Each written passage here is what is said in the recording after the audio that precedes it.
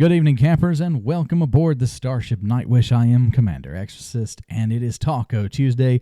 Time to take a look at the latest Galnet and see what's happening in the greater elite dangerous galaxy. Yeah, there's been an interesting turn of events, and I think I might have predicted some of this in an earlier video. Let's take a look, because we have a suspect arrested in the Caine-Massey and Torval mining saga that's going on. I mean, for real, we have a war going on with aliens invading, and we're stuck. We're still stuck. Humanity is still stuck in this political nonsense of Federation versus Empire in the face of certain destruction, mutual destruction at the hands of giant alien death cabbages. So, anyway, who knows? So today we've got the mystery of the Mars assassin. So you may recall there was some pretty direct links from the assassination of Johann Fleischer, the CEO of Caine-Massey, to the Empire, and specifically Empire Secret Services. And I think I mentioned in a previous video, it seemed too clean, like almost... It reeked of setup. It really did. And the problem with something like this is that the Federation and the Empire have such a hostile history among the two of them that it makes complete sense that somebody out there would be interested in creating tension between the two of them to take advantage of kind of the unstable political landscape. We'll talk a little bit about that, but we're going to get started and going through today's article, The Mystery of the Mars Assassin. The suspected Imperial assassin who shot Caine-Massey CEO Johann Fleischer has been cleared of any connection to the Empire. I didn't think he was connected to the Empire to begin with. I mean, I kind of threw that out, I think, at one point, just as an, it's always a possibility, but I just didn't buy it. It seemed to, if he was connected to the Empire, he was just bad at what he did at concealing his his connections. He wanted to be found regardless of who he was connected to. Executive Agent Viola Trask of the Federal Intelligence Agency gave a statement to the media. Our investigation has verified that the man we have in custody is a professional mercenary named Kieran Rayne. Ooh, I like that name.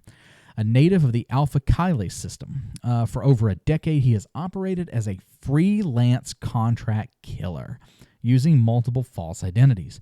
The motive for the killing is not yet clear. Really? It's not clear? You can't see that he's trying to sow discord, not the chat app, but actual discord between the Federation and the Empire when they're both fighting a mutual alien threat? No way. I don't buy it. Despite early indications, there is no evidence that Rayne was hired by Torval Mining Limited to eliminate Mr. Fleischer. The mission was arranged anonymously via an unregistered comms network that we are unable to access. The Imperial-issued weapon and security equipment that he used were provided to him specifically for this task. You still don't know why he did this or why this happened? Okay. It seems to be a deliberate choice to foster the impression that the assassination was ordered by elements within the Empire. There we go. Now we're getting a little bit of insight, a little bit of self-awareness. This was an inside job, and whoever it is has something to gain from conflict between the Empire and the Federation. There's a lot of hostility. I don't know if people really understand the history between the Empire and the Federation. There's a lot of animosity. It's not just our way of life is better. There's a lot of animosity and a lot of history between these two. And so these superpowers, it's going to be hard for them to let go of a lot of the stuff that's happened in the past. And what you can run into is these zealots, these fundamentalists who, on either side, who may have a cause to seek retribution against the Federation for trying to subjugate Achenar, or for the in the Federation of wanting the Empire to come under the Federal Accord. So there's a lot of things that are going on here that we just don't see. Is it the best time to be doing this stuff? Absolutely. Yes, it is. Absolutely. Because everyone's paying attention to the Thargoid War, or at least you would think so. There's a lot of articles that have nothing to do with the Thargoid War lately, like this kind of stuff. So, if I was running some kind of a counter operation like this, it's a perfect opportunity because everybody's distracted. And honestly, everyone is weak. Everyone is weak. Everyone is vulnerable. It is entirely possible that a Thargoid could set down on Akinar tomorrow. It's possible. Probable not, but possible. So everyone is scared. Everyone is worried. And there's a lot going on. And so if you're going to run kind of a counter operation to destabilize major powers, what better way than to get them to fight each other while they have a common goal that's really destabilizing the whole network. So here what you've got are resources that are being taken away from the front line to deal with these petty little political issues, and like Torval Mining and Caine-Massey, their little corporate battle they had, which was awesome, by the way. I said it in a previous video of mine. I think it's great, the idea of like a corporate army. It's, Caine-Massey and Torval, they didn't like each other, so they didn't wait on the federal services or the Imperial Secret Services to do anything. They just went out and started shooting each other. And then we had a community goal, and we all joined in the fight. I like I said, I think that's really something. It's not gone unnoticed. The evidence implicating an Imperial intelligence agent was too good to be true. Thank you. We saw that one. At the very beginning. I like to stress that the FIA was fully aware of this possibility. Yes, you were fully aware, but you wanted to fight anyway. And I don't blame you, because the Empire wanted to fight too. I think everybody is just so on edge, and everybody's so amped up right now. They all want to fight, and they got it. And I don't think it was what they wanted. It's one of those issues where it's like the grass is greener on the other side. Sometimes you want to fight, and then you fight, and you realize it just really wasn't worth it. It is unfortunate that Caine-Massey executives deployed their security forces in Tavgi before our investigation was complete. Of course, they blame it on other people. Congress has accepted the report and stated that no further action will be taken. It is expected that once the FIA's questioning is complete, Rayne will face a life sentence in a maximum security prison. I wonder if that is worth the risk. A contract killer, multiple false identities, connections across the galaxy. Yeah, right. Good luck holding him in a prison for very long. Philippa Barlow-Lyons, the new CEO of Caine-Massey, addressed the development during an address on the corporation's employees. I know that nobody can ever replace Johann, who meant so much to us all. In his memory, I aim to run things exactly as he would have wanted. We have no choice but to accept the results of the investigation and formally withdraw our accusation against Zemina Torval and her family.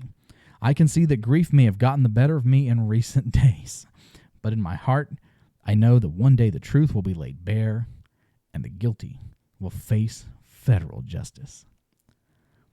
So,